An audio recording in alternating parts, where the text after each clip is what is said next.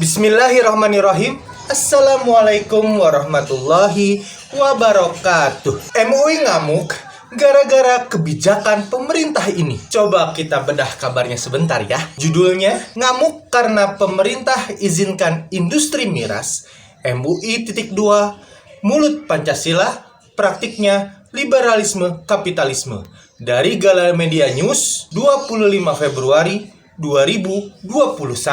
Jadi, kemarin kan pemerintah itu membuat suatu aturan keputusan presiden di mana usaha minuman keras dijadikan usaha terbuka dan juga beberapa aturan lain yang menguntungkan para pengusaha minuman keras. Menanggapi hal ini, Wakil Ketua Majelis Ulama Indonesia (MUI) Anwar Abbas ngamuk dan kiciwi sama pemerintahan. Anwar Abbas yang merupakan ketua PP Muhammadiyah ini juga menyatakan bahwa aturan ini lebih mementingkan kepentingan para pengusaha minuman keras daripada para rakyat jelata seperti kita semua. Pengusahanya pengusaha bisnis haram. Kang Epul kalau nggak salah 2 bulan yang lalu pernah bilang kalau waktu itu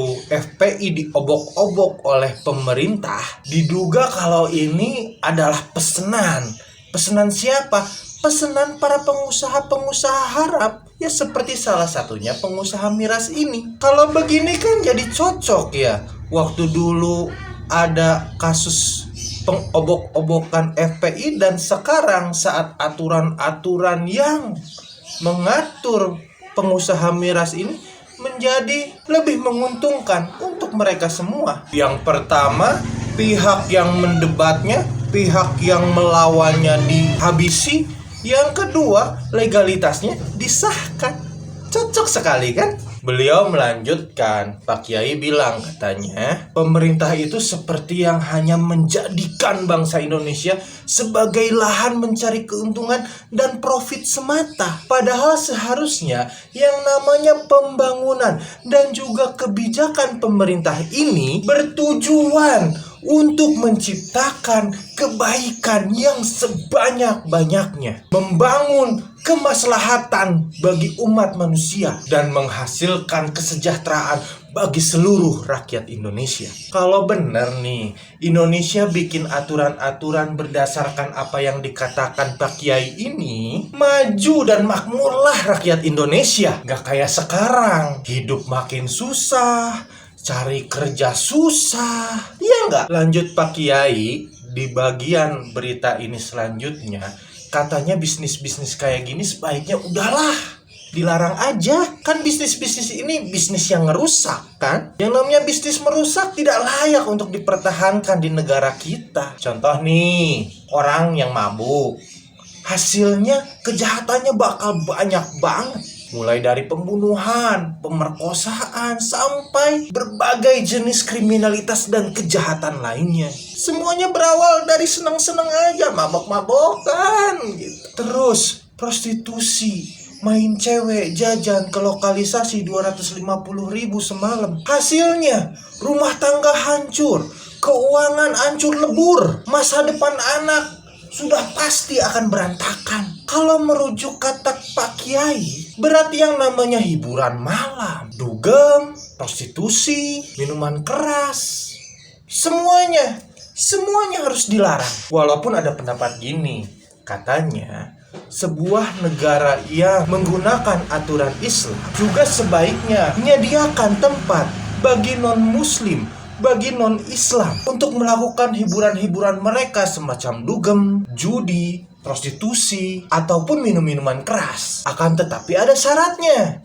Yang pertama, dilokalisasi. Yang kedua, tidak ditarik sedikit pun keuntungan ataupun pajak dari setiap transaksi yang terjadi di dalamnya. Yang ketiga, orang-orang yang tercatat sebagai orang Islam dilarang untuk memasuki area tersebut. Nah, sekarang di Indonesia, usaha-usaha seperti ini dimulai dengan usaha minuman keras, itu akan dijadikan usaha terbuka. Bebas dijual di mana saja, transaksi bebas dilakukan di mana saja. Lanjut lagi nih kata Pak Kiai, agak pedas juga nih katanya. Kata Pak Kiai, pemerintah ini sering ngomong soal undang-undang dasar, soal Pancasila. Pada kenyataannya apa? Pemerintah ini hanya menerapkan paham liberalisme kapitalisme. Saya nggak ngerti itu apa, pokoknya itu deh. Goreng lah pokoknya. Selanjutnya di akhir berita ini dijelaskan berbagai detail mengenai aturan tersebut. Intinya, aturan ini tuh sebenarnya udah diresmikan oleh presiden berdasarkan keputusan presiden, di mana industri minuman miras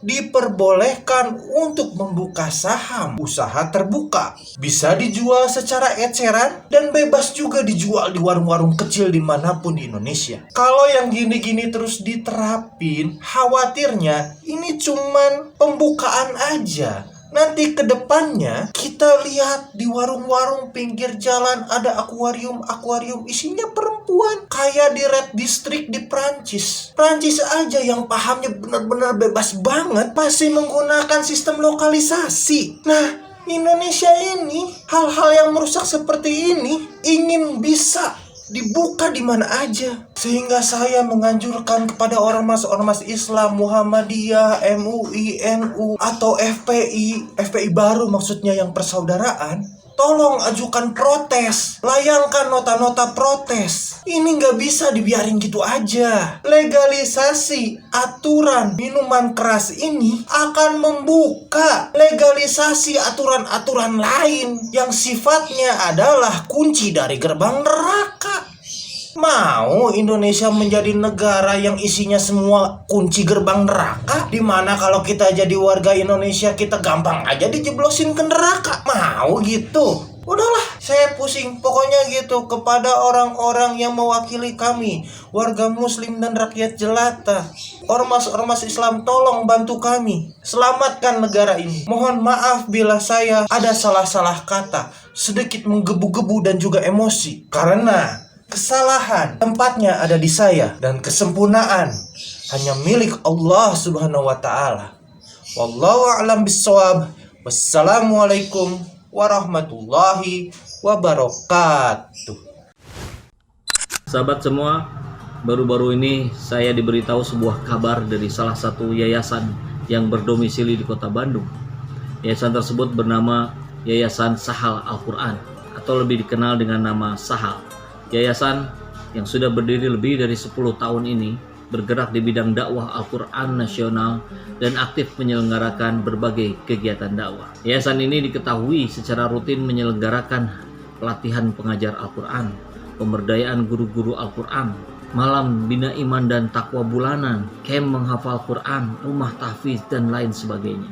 Di mana seluruh kegiatan tersebut diadakan tanpa intensi untuk mendapatkan keuntungan sedikit pun. Sehingga 90% kegiatan dan event dakwah Al-Quran yang diselenggarakan oleh yayasan ini gratis tanpa dipungut biaya. Akan tetapi, semenjak terjadinya pandemi, seluruh event yang biasanya dilakukan oleh Sahal otomatis harus dihentikan.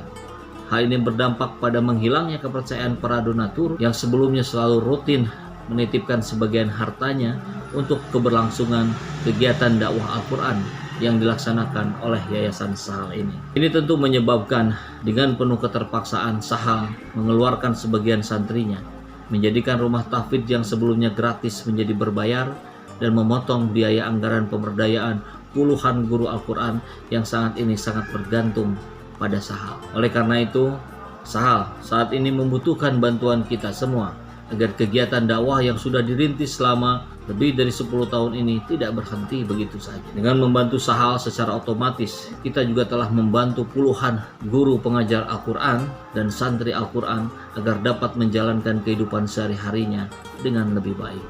Insya Allah. Assalamualaikum warahmatullahi wabarakatuh.